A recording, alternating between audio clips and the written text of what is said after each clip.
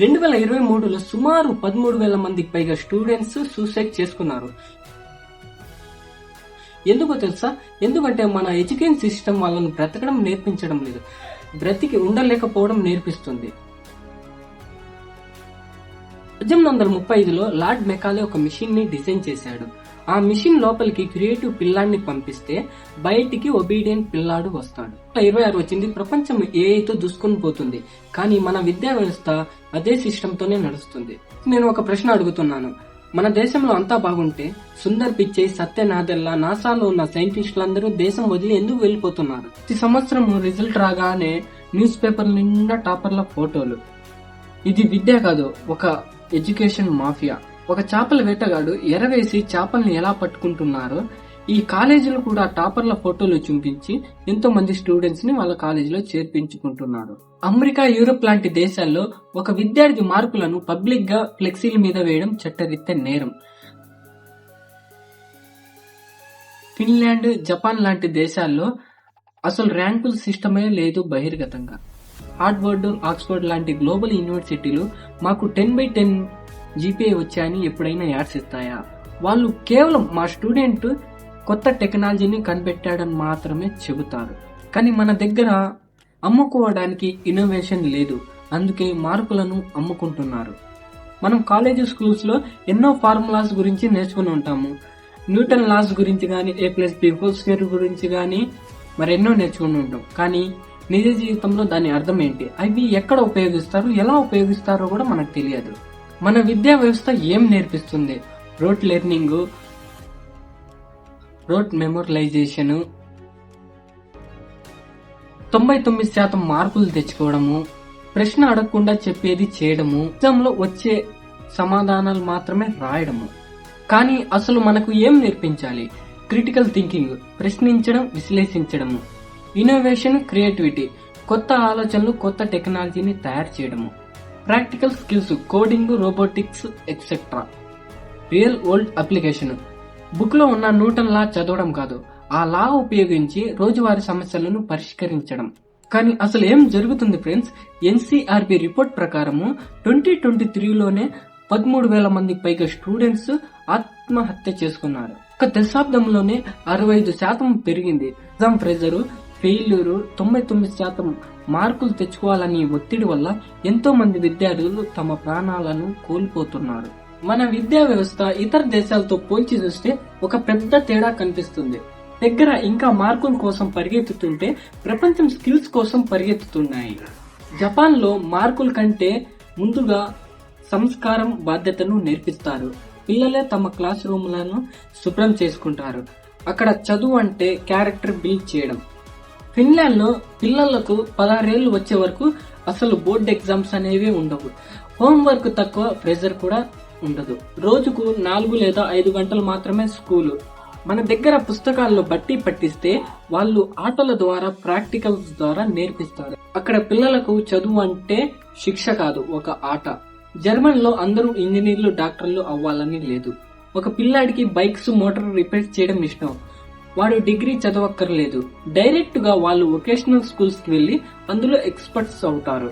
అందుకే జర్మనీ కార్లు, జర్మనీ మిషన్లు ప్రపంచంలోనే నెంబర్ 1. అమెరికా, యూకేలో అయితే ప్రాజెక్ట్ బేస్డ్ లెర్నింగ్ నడుస్తుంది. ఒక సమస్య ఇస్తే దాన్ని ఎలా సాల్వ్ చేయాలో పిల్లలే ఆలోచించాలి. ఏ సబ్జెక్ట్ చదవాలో, ఏ పీరియడ్ కి వెళ్లాలో వాళ్ళకే చాయిస్ ఉంటుంది. నిజం చెప్పాలంటే చైనాలో కూడా మనలాగానే చదువు ఒక ప్రెషర్ కుక్కర్ లా ఉంటుంది. వాళ్ళ గౌఖావ్ ఎగ్జామ్ ప్రపంచంలోనే అత్యంత కఠినమైనది. కానీ ఇక్కడ ఒక పెద్ద ట్విస్ట్ ఉంది, వాళ్ళు కేవలం బట్టి పట్టరు. చైనాలో స్కూల్ స్థాయి నుండే practical skills, robotics, artificial intelligence నేర్పిస్తారు. మన స్కూల్లో పిల్లలు ఏ ఫర్ యాపిల్ అని బట్టి పడుతుంటే వాళ్ళ స్కూల్లో పిల్లలు యాపిల్ ఫోన్ విడి భాగాలని ఎలా అసెంబుల్ చేయాలో ప్రాక్టికల్ గా నేర్చుకుంటున్నారు. 2020లో ప్రభుత్వం ఒక కొత్త పాలసీ తీసుకుని వచ్చింది, నేషనల్ ఎడ్యుకేషన్ పాలసీ 2020. కాగితాల మీద చూస్తే ఈ పాలసీ ఆల్మోస్ట్ పర్ఫెక్ట్ గా అనిపిస్తుంది. పాత 10+2 సిస్టమ్ తీసేసి 5+3+3+4 స్ట్రక్చర్ పెట్టారు. అంటే చిన్నప్పటి నుంచే ప్రాక్టికల్ లెర్నింగ్ మీద ఫోకస్. ఆర్ట్స్, సైన్స్ మధ్య బారియర్స్ తీసేసి స్టూడెంట్స్ కి నచ్చింది చదివే ఫ్రీడమ్ ని ఇచ్చారు. మార్కుల కంటే స్కిల్స్ కి ఇంపార్టెన్స్ పెంచాలని చెప్పారు. కానీ గ్రౌండ్ రియాలిటీ ఏంది? మన ఇండియాలో చాలా స్కూల్స్ లో ఇంకా ప్రాపర్ ల్యాబ్స్ కూడా లేవు. టీచర్స్ కి కొత్త సిస్టమ్ మీద సరైన ట్రైనింగ్ కూడా లేదు. సింపుల్ గా పాలసీస్ కాగితాల మీద ఉంది, అమలు గ్రౌండ్ రియాలిటీలో లేదు. ఎంతో మంది టాలెంట్ ఉన్న వాళ్ళు దేశం వదిలి ఎందుకు వెళ్లిపోతున్నారు? Google company CEO Sundar Pichai మనవాడే, Microsoft company CEO Satya Nadella మనవాడే, Adobe CEO Shantanu Narayen, IBM CEO Arvind Krishna, YouTube CEO Neal Mohan, Palo Alto CEO Mukesh Arora, Arista CEO Jayshree Ullal, వీళ్ళందరూ మన వాళ్లే. నాసాలో వేలాది భారతీయ సైంటిస్టులు, సిలికాన్ వ్యాలీలో ఇంజనీర్లు 1/3 వంతు మన వాళ్లే. 2025 ఫోర్బ్స్ ఏఐ 50లో 25 స్టార్టప్లు 60% ఇండియన్ ఇమిగ్రెంట్ ఫౌండర్ చేత స్టార్ట్ అయ్యాయి. ఇండియన్ టెక్ టాలెంట్ అమెరికా ఎకనామీకి $198 బిలియన్ జోడిస్తుంది. మరి ఇక్కడ ఎందుకు ఆగిపోలేదు? అమెరికా వాడికి మార్కులతో అవసరం లేదు, బుర్రలో ఉన్న మ్యాటర్ కావాలి.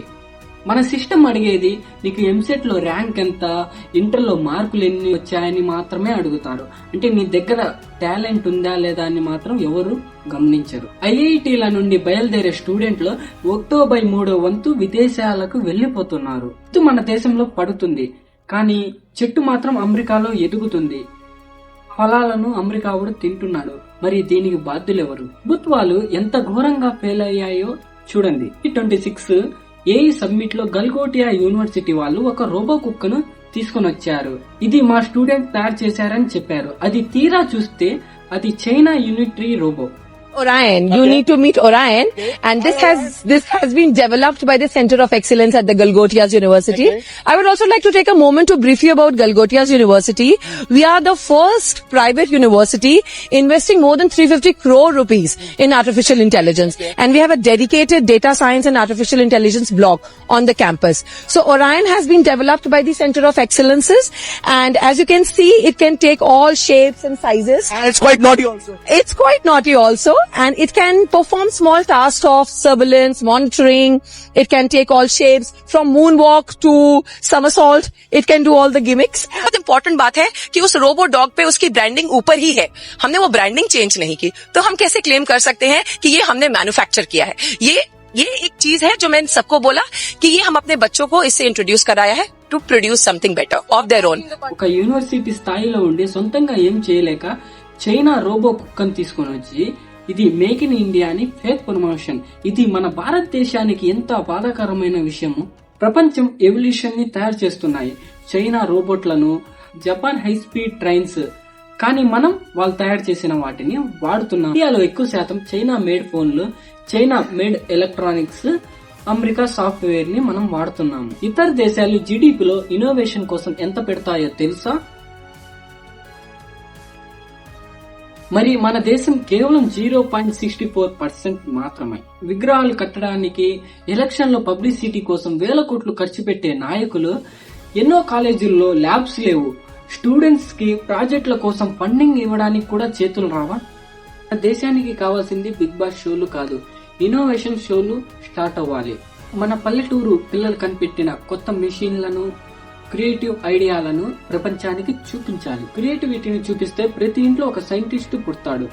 ఏ స్కూల్స్ అయినా, ఏ కాలేజెస్ అయినా తమ అడ్వర్టైజ్మెంట్ లో విద్యార్థుల మార్కులను, టాపర్లను ఫోటోలను వాడుకోవడం తక్షణమే బ్యాన్ చేయాలి. ఇది చట్టరీత్యా నేరం కూడా అవ్వాలి. దానికి బదులు ప్రభుత్వం ఒక కొత్త రూల్ తీసుకొని రావాలి. ప్రతి కాలేజీ తమ ప్రకటనలో ఏం చెప్పుకోవాలి. మా కాలేజీ నుండి ఈ సంవత్సరము 5 కొత్త ఇన్నోవేషన్లు వచ్చాయి. ఆ స్టూడెంట్ రైతులకి ఉపయోగపడే ఒక కొత్త మిషన్ ని కనిపెట్టాడని కూడా చెప్పుకోవాలి. అప్పుడు అడ్మిషన్ల కోసము కాలేజీల మధ్య మార్కుల పోటీ పోయి ఇన్నోవేషన్ పోటీ మొదలవుతుంది. మార్కుల కోసం బట్టి పట్టించే క్లాస్ రూములన్నీ రీసెర్చ్ ల్యాబులుగా మారుతాయి. దేశానికి కావాల్సింది 99% మార్కులు తెచ్చుకునే విద్యార్థులు కాదు, కొత్త టెక్నాలజీ కనిపెట్టే క్రియేటర్లు రావాలి.